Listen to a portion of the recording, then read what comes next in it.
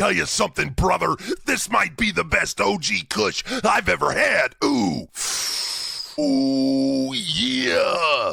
You just said a mouthful, brother. I'm higher than helicopter butt. Listen, though, Hulkster. YoungLurch has been running his mouth on that podcast. Blaze the Bingo Hall podcast needs to show some respect to the veterans, brother. I say we run in there and show YoungLurch and his guest just exactly who the OGs of this game are, What you gonna do, Blaze the Bingo Hall podcast, when the Macho Man and the Hulkster run wild on you? Ooh, yeah. Give me like 10 minutes, though, because I'm really, really stoned. Oh, yeah. Welcome into the Bingo Hall. Is your host with the most, YoungLurch. Today we are joined by our guest, Schwartzy, who's been holding it down in the Michigan area. He has a hell of a story he's going to join us with today. Welcome into the Bingo Hall, and thank you for stopping by and blazing it with your boy YoungLurch. Oh, it's my pleasure, my treasure. Always good to spread the good word of grind. Hell yeah. Grind time. Yeah. Grind time. You guys been doing your thing, and we'll definitely touch on that. But let's get right into it. Let's start from the top. Where did you grow up, and what was life like before wrestling and cannabis kind of came into the picture for you? Oh, I grew up in Bloomfield Hills, Michigan, a young Jewish boy. So cannabis always made an early appearance, as any young Jewish boy from Bloomfield Hills can attest to. I grew up in Bloomfield Hills. I am a child with a private school education that didn't understand what the hell I was doing there because I was more arts and than I was sciences. I was more arts and sciences. I'm sorry, than I was what do you call it, math and all that. I was an artsy fartsy kind of guy. So that's kind of where I come from. I went to school here, and then I got a lacrosse scholarship out in Pennsylvania, Malvern, Pennsylvania, where is actually where I was able to go see ECW live in their last final days. To age myself. I used to go, a kid down the hallway from me introduced me to ECW. He was from Long Island. He said, I like to go to these shows. Your parents could let you go, they could check you out or sign off on you going home with another student for the weekend. And I went home with them, and then that became a thing a little regularly. We used to go watch ECW shows, so that was really cool, a thing that we used to do. And then I came back home. I was in sales for a while. I went to school at Ferris State University. I have an education. I have a degree in business administration, minor in graphic design. I then went to Specs Howard School of Production because I don't know, I'm a nut. I like to keep learning. I went to get a broadcasting degree, and I worked on several short films, while being a wrestler, while training to be a wrestler, because I did that while I was at Ferris. In the year before, so that's kind of like coming up in the business, and kind of my quick little bio. But I've kind of got a little bit of education and everything, and then I've been in wrestling as long as I've been in it. So I've been a lot of places. I've been all over the country. I've seen a lot of different things. I've worked with the WWN system when they were a feeder for WWE. I've worked with IWA Mid-South and all those southern promotions that are famed on the indies. I've worked out east. I've worked out west. I've worked everywhere. I've worked in the depths, in the darkest places of the states. But I always find myself loving Michigan, my home, my everything. This is my favorite state in the whole country. And when they legalized cannabis, especially which was like a year after we moved to Indianapolis for a decade. And man, this is just my favorite state. I love it here. Yeah, you're like, I'm coming back home. Well, so we weren't. I mean, there's more to it, but ideally we weren't favored for when you learn young, even though you don't get the message that when you're hungry and you want more and you you just got a thirst for life. There's a lot of haters around you, and that's what they are. They're not like, there's nothing wrong with you. You're not a bad person. You don't have a wrong mentality, but we felt chased out, so we left. But as business evolved and people evolved and new crop of people came in, and some of the better vets gained, their voice was a little louder than some of the not so great ones. We were pretty much asked to come back, and it was after throwing No Fucks Given 2. Oh, the first one we were really sold, but after No Fucks Given 2 for Flophouse at the Old Miami, which is our 21 and up events, they get like 600 people there. Nice. We were like, everyone wanted us to come home, and we saw no other reason than to not come home. There's so many resources here. So then began the journey of finding a way home. When it looked its bleakest, when it looked its darkest, when it looked like it wasn't going to happen, Darren McCarty reached out. Four-time Stanley Cup champion, Darren McCarty. And when you think, here's a cool message. When you think nobody's watching you, there's always somebody watching you work. And there's always someone watching you. Because I really didn't know what was going to go on. I didn't know where I was going to go. My hands were in the air with life. And when he reached out, he said, I've been watching you work. I've been watching you grind. I've been watching you do your thing. I have a proposition for you. And he facilitated us moving him back here, got us set up, got us like in a good mind frame too. And now, I grow business for him, and that's kind of my skill set. So we've grown this business of the Grindtime Wrestling Academy together, but we didn't get that till a year after I was here. We had plugged away at podcasts and all this other stuff, but yeah, ultimately, that's the bio. Yeah, I know you're familiar with the podcast game as well. What's your deal with that? Are you still going to be continuing a podcast, or you guys got something coming on the horizon? I'm very sure, like it's not like a never say never, and we'll be back on this date. I know we'll be back sometime. I've got so much going on right now, and it's such one. What we're doing right now benefits so many people that it's like you have to allocate your time. Yeah, that's it. That's really it. Compartmentalize and allocate. Yeah. Two very fun, stern words in business seminars. So you talked about, your early times with, going to ECW shows. What moment or realization did you have where it clicked for you, where you're like, this is what I want to do. This is what I'm going to, I'm going to be a wrestler. I just always knew there was two things I was always going to do in life since I was like 6 years old. It was like pro wrestling or Saturday Night Live. Okay. It was never anything else. Always a performer. It was it. Yeah. It was like when I tell you, like, I don't know how everyone else is, and everyone has a different journey when it comes to career paths and this. Like, I went to school because, like, I was supposed to go to school. You get married because you're supposed to it was one of those types of things, but I genuinely enjoyed getting my education. But I never planned on, I planned on finding something I loved to do with it. It was always wrestling. So, like. Yeah, it was always there for you. Yeah. Yeah. So you've always been like one of the most entertaining personalities in wrestling. How did that character evolve over time? I don't know. I just kind of let things happen. I listen to the people. I've always listened to. You have to be like. There's an old Tao saying, "Be like water, be fluid." And like, I think once I kind of started getting in that rhythm, once I knew the Hebrew Hammer, man, I was done with that. And I saw an out. I saw a really good out. And I saw a story of vindictiveness and showing people that I was boxed into something I didn't want to be.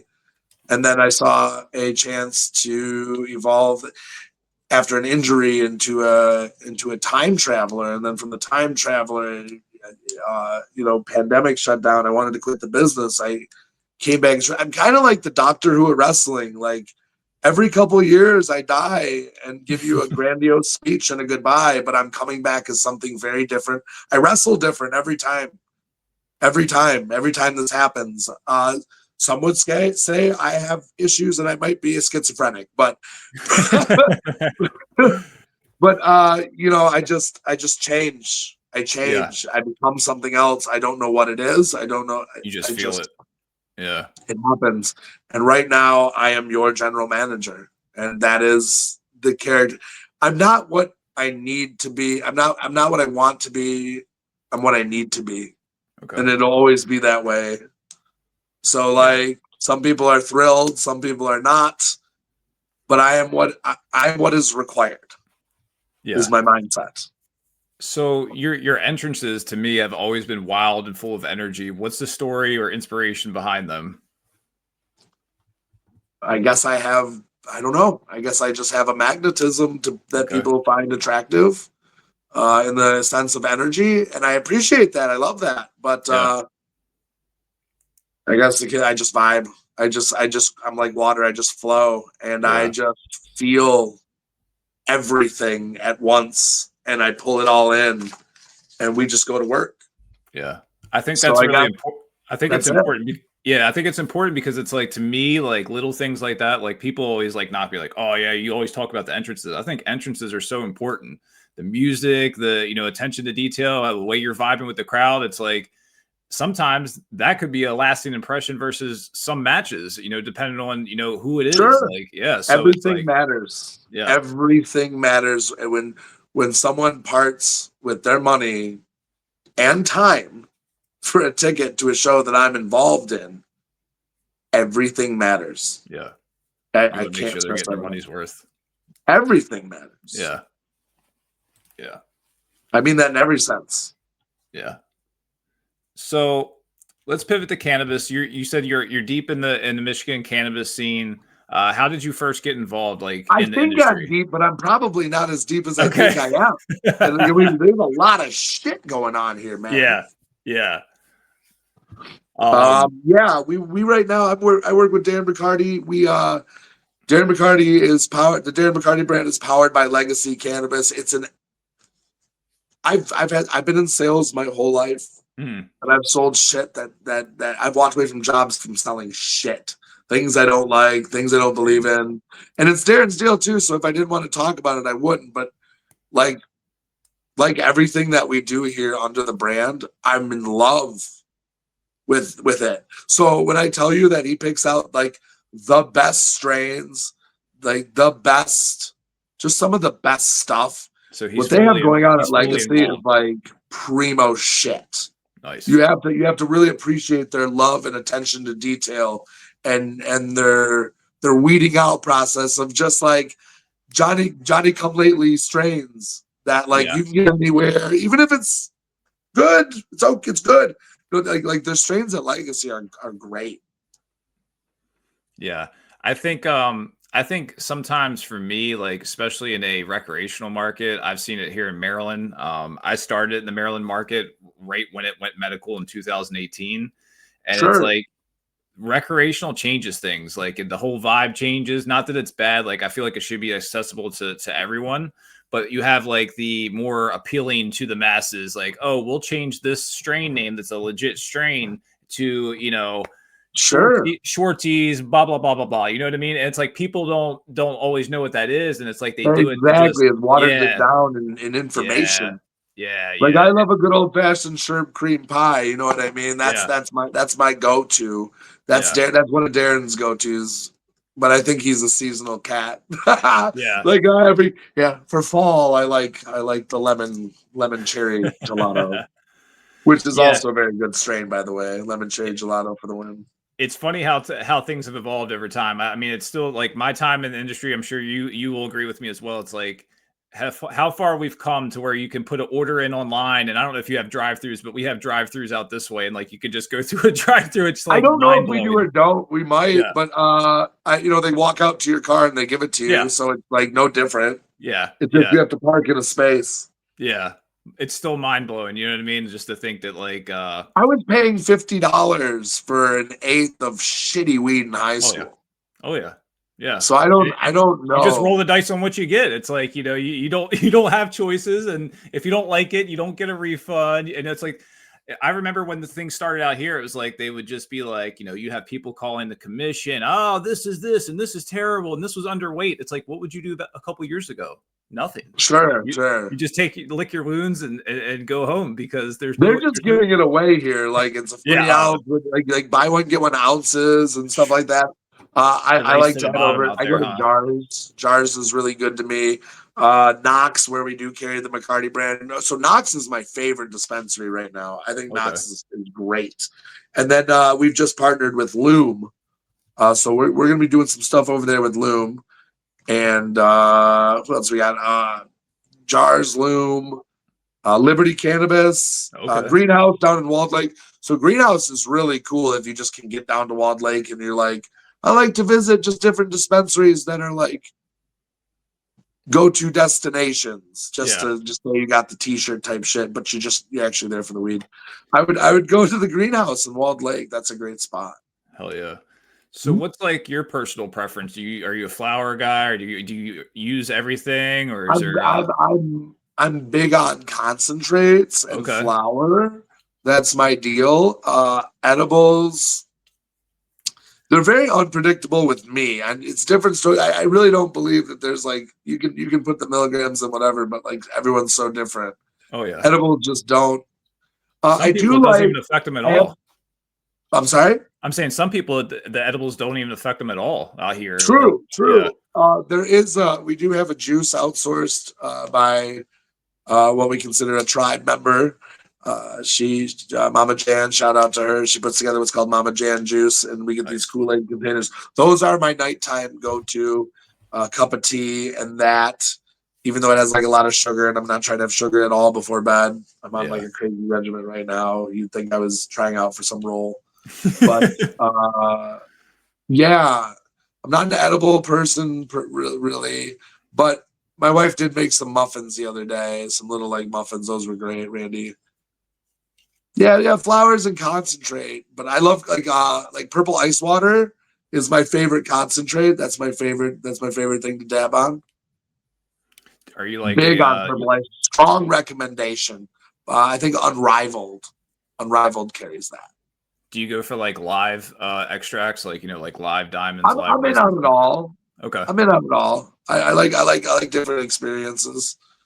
I mean, Do obviously, you some are the more diamonds that are in it, like the more diamond heavy, it's harder to dab. But like, I'll get in there. I'm not. yeah. I know what I'm about, son. Like Use like you use like a Puffco rig. What's your go-to with that? Puffco. I like good old torch and dab. Yeah. I know how to. I let my shit cool down. Kids, if you're dabbing at a hot rate, you're fucking up. You're killing your terps. Oh my Don't god, do yeah. that. That's silly. You paid for that shit. I remember Even when me Dabs doesn't pay. I don't pay for it really much right now because of the sponsorships and stuff. yeah. Even I don't burn my dab, so don't be wasteful. Yeah. I Don't do remember when that. Dabs first came around, where I first did my first couple, and I knew nothing. This was even before like the medical thing started here. And Yeah. it was like as soon as they took the torch off, hit the thing, I was like, oh my god, and you just feel You're dead. You're throwing up. yeah, your lungs just blowing up. It's Like, like, oh my god. I'll never forget the first time someone introduced me to dabs, and they pulled the whole fucking it was the camping blowtorch Yes, and yes. the thing, and he made it too, and it was unstable. And I was like, I don't. So like, I'm into psychedelics for Yeah. therapeutic reasons. That's a different conversation for a different day. But I looked at him. I go, I don't do drugs like that, my friend, and I'm not judging. Yeah. He goes, no, this is THC. I go, that looks like black tar heroin, like Yeah. easily. And Yes. I didn't even know we did it like this because I don't even go near that shit. Yeah. He's like, no, it's dabs. It's concentrate. Yeah. It's I and, remember and having the from same there, type I of was in feeling. love Yeah, with I remember not having the black tar same. heroin. Yeah, I remember having the same type of feeling, like just it was scared, like the torch, the rig. You're like, oh no, that's not. Yeah, I don't That's I not. don't go down like that, brother. Like, thank Yeah. you. I went to college and I don't get down like that. Like, come on. Have you faced any pushback with bringing like the weed culture and your persona into the wrestling industry? I know usually they kind of mix hand in hand for the most part. I mean, everybody has their own thing, but So that no good son of a bitch Schwartzy, he would gallivant and all that, but that gallivanting hasn't stopped. There's more panache, more style, more business on that. Because just because I'm your general manager does not mean marijuana is not a very important part of my journey and our journey here at the Darren McCarty brand. Uh, you know, Not everybody is an aloof stoner. Some people smoke in between their. No joke. I have work blocks. I have a crazy schedule now. And between those work blocks, I have meditation, I have me time, even if it's 5 to 10 minutes. And in those times, I'm smoking cannabis. Hell yeah. It pulls me back down to earth. Yeah. I'm not big on the vape pens because, I mean, those are, I have them if necessary and like you're in a jam. Yeah. But like just so I don't get all edgy, because it's been really good for me. It checks my attitude at the door a lot. It's been a positive. You know, I've tried a lot of medications in my day. I've been around for the incarnations and the introductions of many what I like to call head meds, but nothing has worked them good like as consistently as good old fashioned cannabis. Yeah. I'm not saying that those things don't work for other people, but cannabis has been an absolute heaven sent. Absolutely. Yeah, it's an amazing plant, and it's crazy how much it does for so many different people with so many different elements.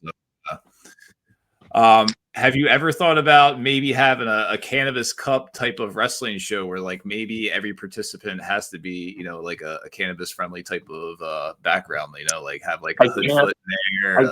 I can't get into that right now. Just Okay, so okay. I can say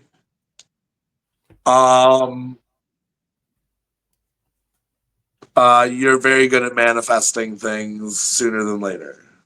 Okay. Yeah. We can keep it at that. Okay. So keep your ears peeled. Follow our social medias. Hell yeah. So let's talk, like we've mentioned, about the Grindtime Wrestling Academy. What made you guys want to open that facility? I know we touched on it a little bit earlier. Let me pull this up here. I got a little pic for us.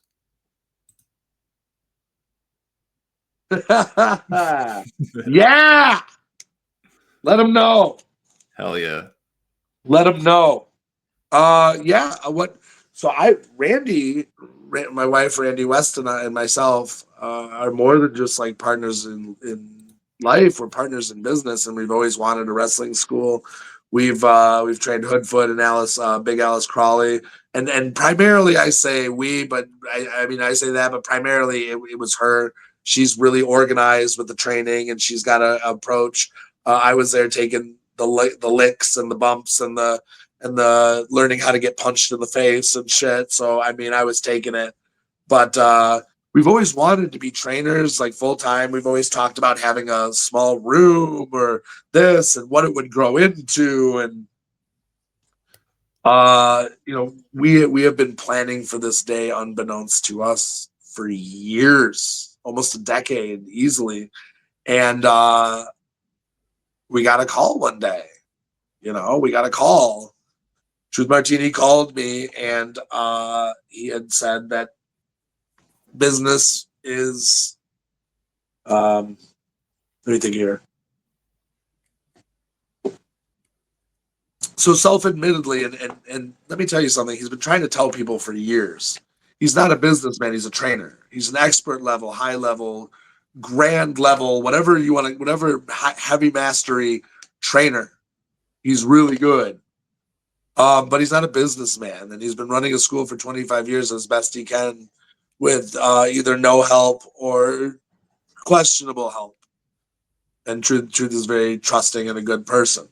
Mm. So for whatever matters, he's loved this thing for 25 years, cared for it, and created superstars and people that have made tangible cash in this business. And he didn't want it to die. But he didn't have anybody else. He told me he had no one else to turn to. He knew I was working with Darren. He said he wouldn't have called if it was just Darren. He wouldn't have called if it was just me. He has Darren McCarty, who's a notable, good human in the Metro Detroit area. And he knows what he's doing and wants to be involved in wrestling heavily. Me, I have a business sense, and I can translate wrestling to him, who's, you know, he's doing it quickly. But there's always an easing process into the scene when you're doing something new. He's been around wrestling for, I believe, 5-6 years now. But I mean, he's probably got the knowledge of someone 15 years in now. It's a little more than double. So he's moving fast. But together we agreed to take over under some steps, under, you know, a cool handshake deal. And 6 months later, here we are. We've developed this, what was a school. And by school, I mean, it truly was just like open 4 hours a day into a facility and an academy. And I use the word academy with every intent of the word, with every encompassing nature that comes with it, because there's a lot of people that use the word academy, and it now it bothers me, because what goes into what we do is an academy. We have a full staff. We go through the trials and tribulations. We're putting in a gym right now so people can work out. We have all the equipment. We're open more than just the hours of operation. We have open ring where we keep the ring open for the kids that want to roll around. We bring Alex Shelley is there. One of my favorite wrestlers ever. Works for me. That's an incredible journey I've been on. You know what I mean? And I don't say that lightly, and I don't say that as a it's a privilege to have that. I have gratitude for that. But like, we have Alex Shelley, we have Jimmy Jacobs that works with us. Like, he works for us too on doing these crazy in-depth promo classes. My wife and I have been mock running and trialing, and in our brains, what would it be like, and talking about it and fantasizing about a wrestling school for so long that we've been practicing. So when it came time to do this, we hadn't been practicing anymore. We were at perfection in a sense, not perfection, but we knew how to just go. And we have our moments right now, and we're working through certain things and other things here. But that's growing a business. For a business in 6 months, open 6 months. We've got Karrion Cross coming next week. I've got Anthony Green coming in tomorrow. Those are seminars that we have. We have 2 classes running now. We have a 6 to 9 class, and then because people have late jobs, we run a 9 to midnight class as well. We run 2 classes a day, 4 days a week. My desk is always open in a guidance counselor sense for those that have graduated. They want help with bookings. They want help with marketing. I'm there. I'm a resource. We are a full-blown. The kids have lockers. It's a full-blown academy. It's a school. Well, we take it seriously. When someone hands us our money, we're like, oh shit, they trust us with their future. Time to take it seriously. And we do double. So, because that's what do you look for in a student that would be wanting to enter the Grindtime Academy? I need you to have an open mind, and I need you to trust us. I know that sounds very cult, like the God, and especially in wrestling, everything sounds like a fucking cult. Yeah. But like, have an open mind and trust us. I say that because physically, at some point, you're gonna have to go ass over tea kettle. You're gonna have to flip over yourself. And you're in your own way mentally. That's a mental thing. So we're not talking about mind control in that sense. I'm saying keep your mind open. You can do these things. Be teachable. And once we're giving you the power to have so much confidence, you could walk away from us. We build confidence. So have an open mind and trust us. We know what we're doing here. We're essentially a professional wrestling factory. You put in a willing, able-bodied, trusting human being that'll give us their best, and we pump out a professional wrestler, manager, referee, commentator, what have you. There's people that sit in on me in what I call Paul Heyman University when we're planning our shows, when we're planning our events, when I'm running my day-to-day operations. They just sit in and listen. It's really cool. So I'm very blessed that and lucky and have much gratitude that I have my wife, and I have Darren McCarty, and that we are 3 people on the same page creating this business that is truly fueled on the mindset of how can we help everybody else? If we're going to make money, can we do it by helping everybody? Yeah. What's the long-term goal for the Academy? And do you see it becoming a hub? It already sounds like it is, but do you see it becoming a hub for the next wave of talent? Yes. So right now, there's a lot of things that we have going on. Obviously, I'll tell you right now, Performance Center. We are currently looking at bigger buildings and secondary and third locations. And I'm not saying we're franchising out. I'm saying we're gonna put a triangle around the city of Detroit. I'll say it right here, right now. I let my enemies know my plans, because if they can somehow evade them and do a better plan, then I have to level up and come up with a better plan. I'm sick in the head like that. So the plan is to triangle the city with 3 locations, hopefully, but ideally get a prime performance center location, full gym, something we can even service the community with as a gym with a membership, 24 hours, key card access. I want to have it all, because if I have it all, everybody else can use it. I'm the guy. I would be the guy with the mansion that's like pool's unlocked. I'm busy today working, but you guys can just go party out back. Just please clean it up. Is that cool? Yeah. That's it. Hell yeah. That's what I want to give back to wrestling. I want to give back the mansion and the pool that we leave open. But there's somebody there responsible enough that pays the bills and gets the clerical work done, because the good times end when we don't do things like that.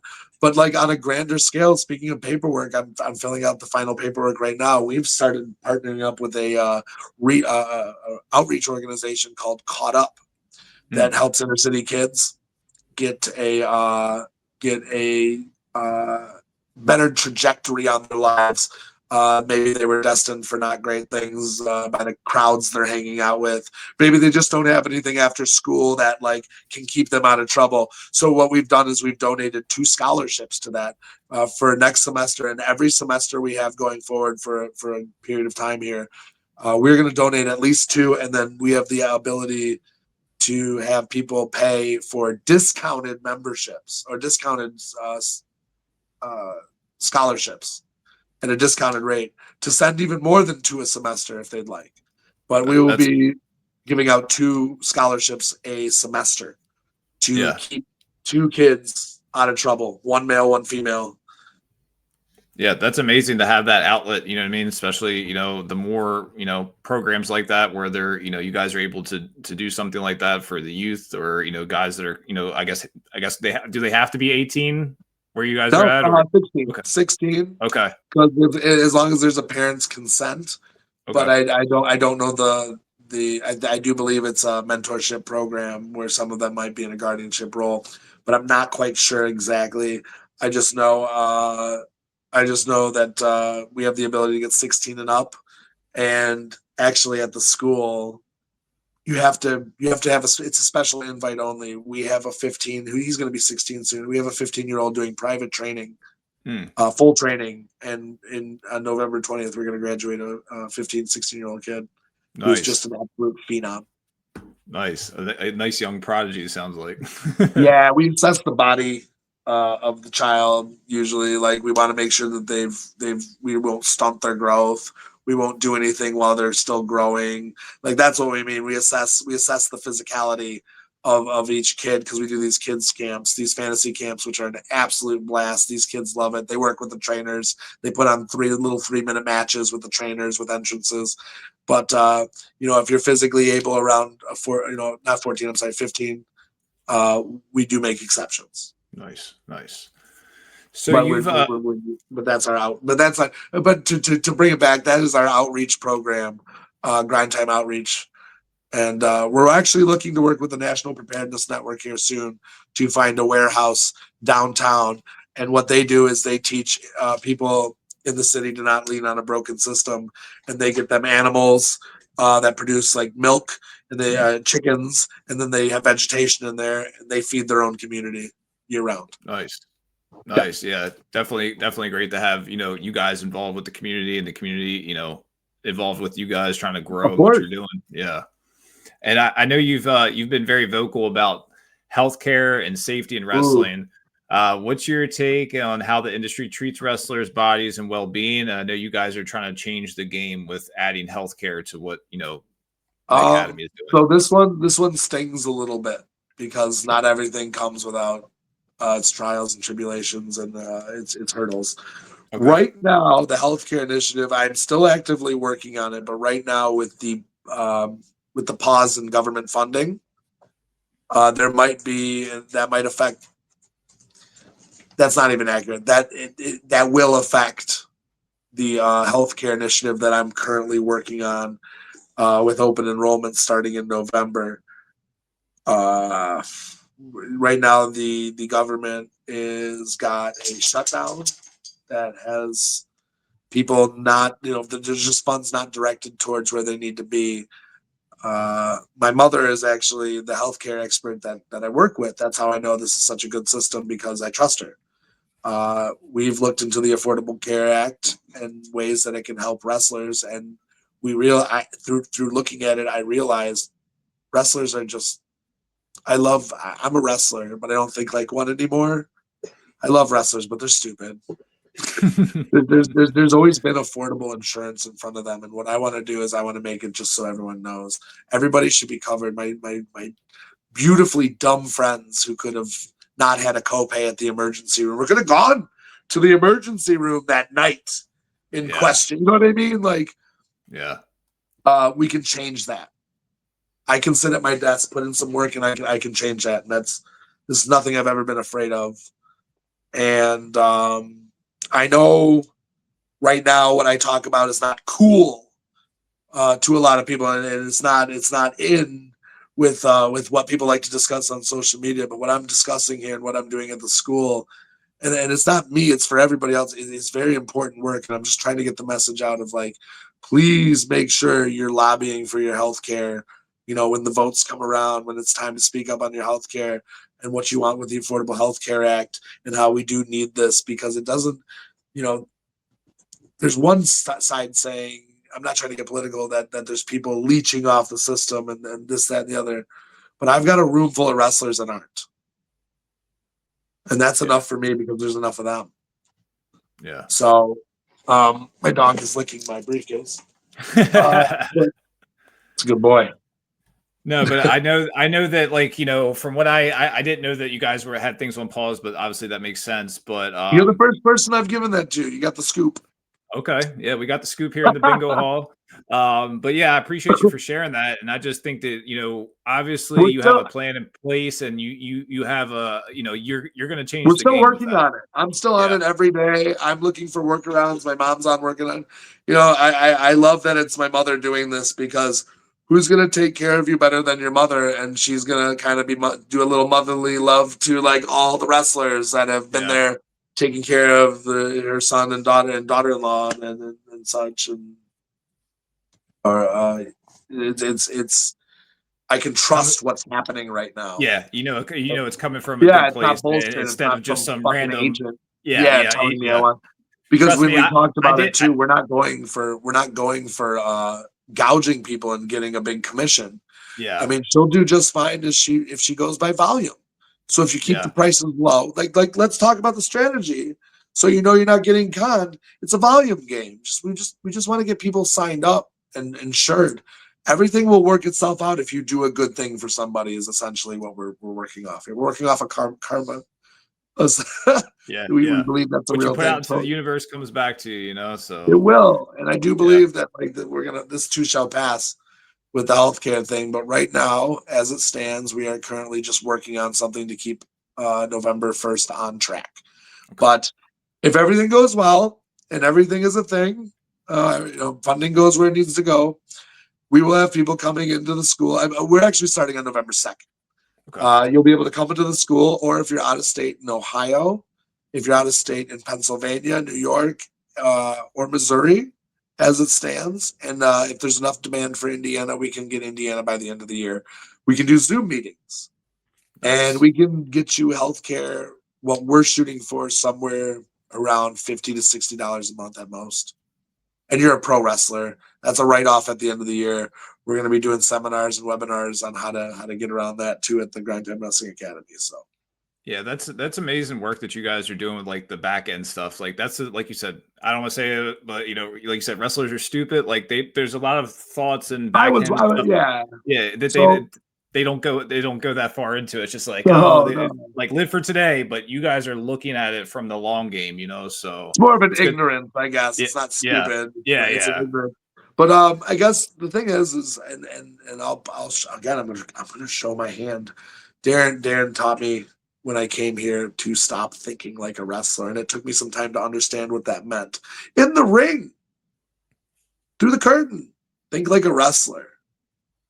But traditionally, wrestlers have been pretty broke. Like wrestlers, entertainers make money. Yeah. Wrestlers have stayed broke. So I implore my fellow wrestlers, when you're outside of that ring, when you're back through the curtain, please think like a business person. Do not be a wrestler anymore. You run your own business. There's people that run Patreons and OnlyFans and this and that. It's not hard to run a business if you want to do it. There's people doing it. There's peers, digital creators, people that just want it. Yeah. I applaud all those people. I support all those people. It's hungry. Yeah. Stop thinking like a fucking wrestler. So think like a business owner. Live off 30% of your wages. I got 2 more for you, and I'll let you go. What are your goals going forward, both in wrestling, inside and outside of wrestling? Inside of wrestling, I mean, I want the school to be considered the standard of what training is, and I want it to be kept up to date as to what the standard is. And I want there to be, I want the opposition, so I have to work for it. I don't want to go unchallenged. Mm-hmm. I want to be challenged. I want a respectful duel. I want someone's business to start looking a little better than mine maybe one day, and I have to level up and get with the time. Maybe I'm on top of it. But I want this to be the standard, and I want my people to have their due. I want to take a crew of people that were considered by a lot of people as undesirables and not talented enough, and I want to show them that they were wrong and that I have the best team in the entire fucking world, and I want to take them to the top. I want people to look at us and say that said that we weren't going to get here, that not only did we get to where you said we couldn't go, but we took as many people with us as we went. Extra hands, ropes, ladders, everything. We're hanging it out. We're taking everybody with us. This is a rocket ship from Futurama. It's the Planet Express. Hell yeah. Yeah. And finally, what does GM Schwartz want his legacy to be in wrestling, cannabis, life overall? I guess we can add the academy in there. What is it that you want people to remember?